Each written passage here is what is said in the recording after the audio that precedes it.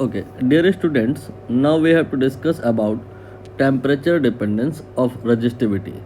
Based on that, we have this question over here, जो कि आपके एग्ज़ाम में आया हुआ है, करेंगे उसे. बट बिफोर दैट मैं शॉर्ट में आपको थ्योरी ब्रीफ किए दे रहा हूँ. विद दैट रिगार्ड, इधर एक स्क्रीनशॉट है, ये एनसीईआरटी का है. यहाँ पर आप ध्यान से देखें तो रजिस्टिविटी का टेम्परेचर के साथ ग्राफ बनाया गया है. दो बार यही ग्राफ है, एक बार ये वाला और एक बार ये वाला. दोनों में क्या अंतर है ये आप देख पा रहे होंगे कि ये ग्राफ पूरी तरह से स्ट्रेट है और ये ग्राफ स्ट्रेट नहीं है. रजिस्टिविटी यहाँ पर चेंज हो रही है, यहाँ पे भी चेंज हो रही है, लेकिन यहाँ पर रजिस्टिविटी में जो चेंज है वो रैपिड है, जबकि यहाँ पर स्लो है. यहाँ पर स्ट्रेट है, यहाँ पे कर्व्ड है. आप यहाँ पर वैल्यूज़ को भी देख लें एक बार. ये टेम्परेचर 50 से 100 और फिर 150 हो रहा है, जबकि यहाँ पर जो टेम्परेचर है ये 200 से 400, 400 से 600, देन 800.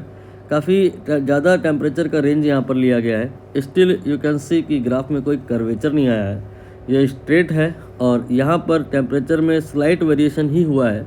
देन फिर भी देखा जा रहा है कि जो वेरिएशन है रजिस्टिविटी का वो कर्व्ड है. ये सारे जो ग्राफ के नेचर है, ग्राफ की प्रकृति है, आपको आसानी से ग्राफ में देखने में आ रही है.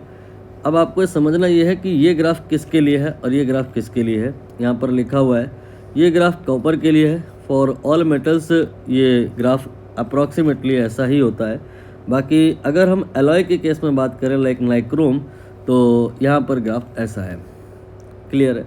तो अब आप बताइए, अगर स्टैंडर्ड रेजिस्टेंस बनाना चाहते हैं, चाहे वायर बाउंड हो और चाहे वायर बाउंड ना हो, इस वायर बाउंड वाले वर्ड को लेकर के अननेसेसरी पैनिक होने की ज़रूरत नहीं है. रेजिस्टेंस बनाने के कई तरीके होते हैं. कुछ तरीके उनमें से ऐसे हैं कि लाइक सोलेनाइड हम बना लेते हैं कि एक हम कोई कोर लेते हैं और उसके अंदर वायर ऐसे बाउंड कर देते हैं, तो फिर इस रेजिस्टेंस को वायर बाउंड कहते हैं. कुछ रेजिस्टेंस होते हैं वो वायर बाउंड नहीं होते हैं, वहाँ पे रेजिस्टेंस का एक बॉक्स होता है. ये रेजिस्टेंस किस प्रकार का है ये मैटर नहीं करता है.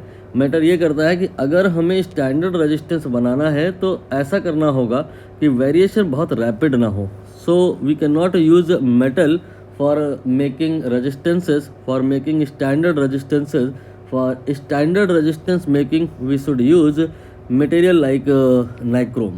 तो यहाँ पर अब प्रश्न ये पूछा गया है कि वायर बाउंड, इस वर्ड को इग्नोर करिए. स्टैंडर्ड रेजिस्टेंस जो होते हैं उनके लिए जो रजिस्टिविटी का ग्राफ होता है वो कैसा होता है.